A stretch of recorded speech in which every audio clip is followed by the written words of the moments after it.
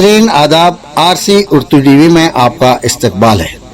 कल शब पार्लियामेंट में वक्फ तरमीमी बिल की मंजूरी के बाद आज तेलंगाना से ताल्लुक रखने वाले कांग्रेस के अक़लियती कायदीन ने हज हाउस वाक़े नामपल्ली हैदराबाद में एक प्रेस कॉन्फ्रेंस का इनेकाद अमल में लाते हुए इस बिल की मंजूरी पर अपना एहतजाज दर्ज करवाया।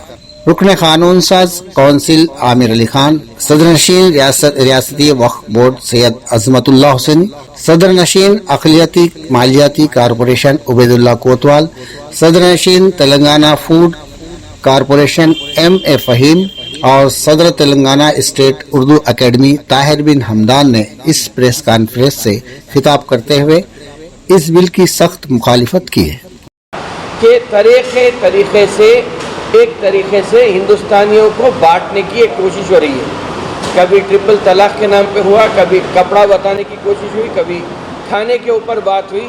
तो एक एक तरीके से हिंदुओं में और मुसलमानों में एक डिवाइड करने की पॉलिसी के ऊपर बीजेपी हुकूमत अमल कर रही है। रहा सवाल वक्फ बिल की मुखालिफत का, जो मशहूर शेर है कि मेरा कातिल ही मेरा मुंसिफ है, क्या मेरे हक़ में फ़ैसला देगा।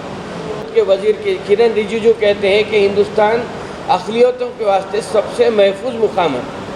अगर महफूज मुकाम है तो फिर आप अरुणाचल प्रदेश के हैं, वहाँ पे अरुणाचल प्रदेश में चाइना आपके पास आ जा रहा है, वहाँ पे वो ज़मीन की बात नहीं कर रहे हैं क्या, वक्फ बोर्ड की बात कर रहे हैं। और वक्फ बोर्ड की बात आप कर रहे हैं तो आप किस हैसियत से, क्या भरोसे पे, हम आप पे क्या भरोसा करना कि आप वक्फ बोर्ड की जो बिल लाए हैं वो वक्फ बोर्ड का तहफ़्फ़ुज़ करेंगे।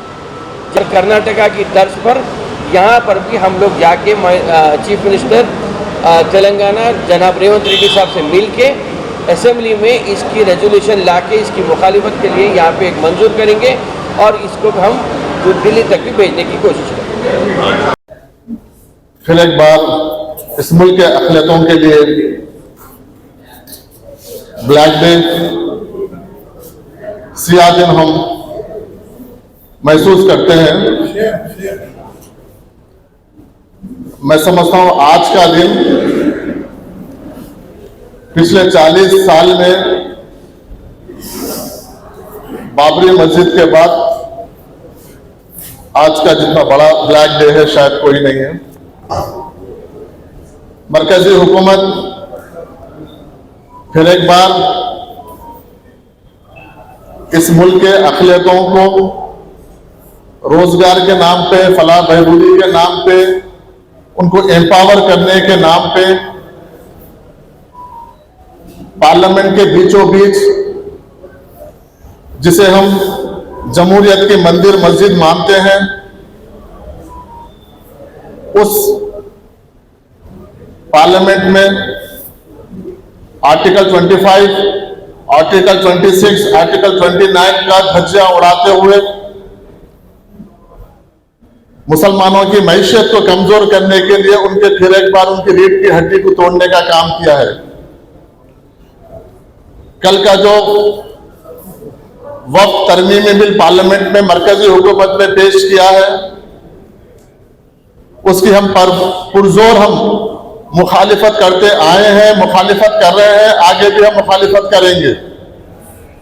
भले ही हमारी ताकत ऐवानों में नहीं होगी, लेकिन इस मुल्क का दस्तूर, इस मुल्क का आइन, पार्लियामेंट जमहूरियत, पार्लियामानी जमहूरियत हमको ये हुकूक दी है कि हम हर तरीके से इसका एहतजाज और इसके मुखालिफत कर सकते हैं, करे हैं, करेंगे।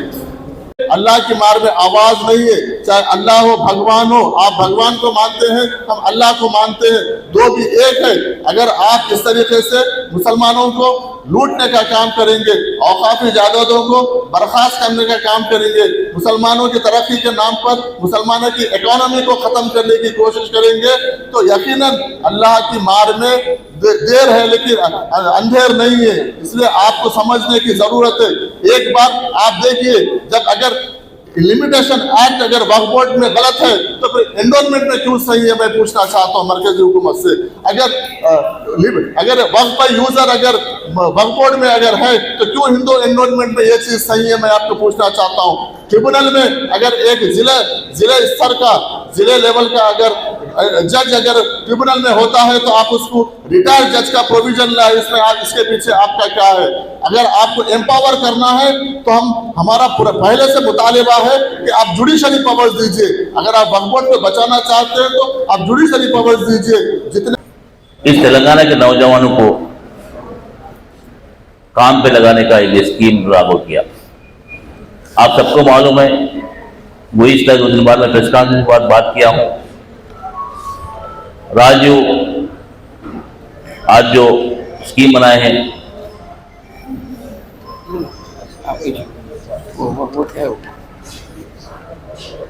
राजू युवा विकास हम जो स्कीम लाए हैं वो लोग,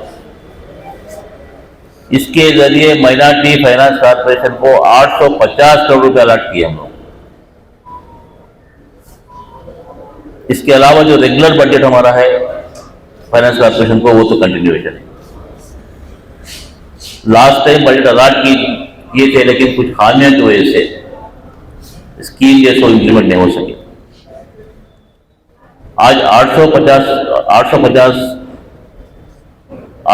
हजार रुपए का जो आज जो ये स्कीम है, 850 करोड़ का ये स्कीम में कम से कम 42-43 हजार अनएम्प्लॉयड यूथ और जैसो लड़कियां जैसे इसमें शामिल हो रहे हैं। उसके लिए हमने ऐप बनाया, एप्लीकेशन चालू हुए। लास्ट टाइम गवर्नमेंट 5 अप्रैल तक रखे थे, उसको और एक्सटेंड करके 14 अप्रैल तक बढ़ाई है। अब तक करीब हम लोग जो 67,000 एप्लीकेशन रिसीव करें हम लोग, और एप्लीकेशन आ रहे हैं। मैं उम्मीद करता हूं कि आपके जरिए मैं यहाँ के तेलंगाना के नौजवानों को अपील करता हूँ, ये स्कीम कंटिन्यू प्रोसेस है। सब लोग अभी अप्लाई करने का है, वो 2 लाख को, 2.5 लाख को, 3 लाख को, वो लोग फेस वाइज इस बार 850 करोड़ रुपए। इसके बाद नवंबर के बाद जैसे सेकंड फेज, उसके बाद फिर 6 महीने और एक फेज। मतलब गवर्नमेंट ने हाथ कर ली है कि ऐसो जितने भी हकदार है, जितने भी मुस्तहिक है, ये सब लोगों को जैसो 80 स्कीम से, छोटे ठेला मंडी से लेकर 50 लाख का स्कीम पूरा सब्सिडी है, 1 लाख का 90% सब्सिडी है, 2 लाख का 80% सब्सिडी है, 2 लाख के बाद जो 4 लाख 5 लाख में जैसा 70% सब्सिडी से। ये सब जैसे बैंकर से एक सब में जहन में क्या है, बैंकर से तो अपने को लोन नहीं देते वो लोग, एक है जिसका हुआ भी था। लेकिन पहली बार सीएम साहब, डिप्टी सीएम साहब ने SLBC मतलब वो स्टेट लेवल बैंकर्स का मीटिंग लगाकर उन्होंने बैंकर से बात करे बाद ऐसे स्कीम लागू करने का लोग इरादा किए। मीडिया के थ्रू सारे तेलंगाना रियासत में, साथ ही साथ मुल्क में बताने की कोशिश कर रहे हैं हम लोग कि कल जो वक्फ का बिल पार्लियामेंट में लाया गया, आप लोग सब चश्मदीद गवाह है उसके खिलाफ में हमेशा कांग्रेस हुकूमत की पॉलिसी बिल्कुल सही ढंग में लेके जा रहे हैं हम लोग। हम ये चाहते हैं कि ये बिल कल राज्यसभा में भी जो आने वाला है, हम अपील कर रहे हैं सबसे कि राज्यसभा में ये बिल आप लोग इसके खिलाफ करें। नाज़रीन, आपसे गुजारिश है कि RC उर्दू टीवी को YouTube पर सब्सक्राइब करें, Facebook पर, Instagram पर फॉलो करना ना भूलें।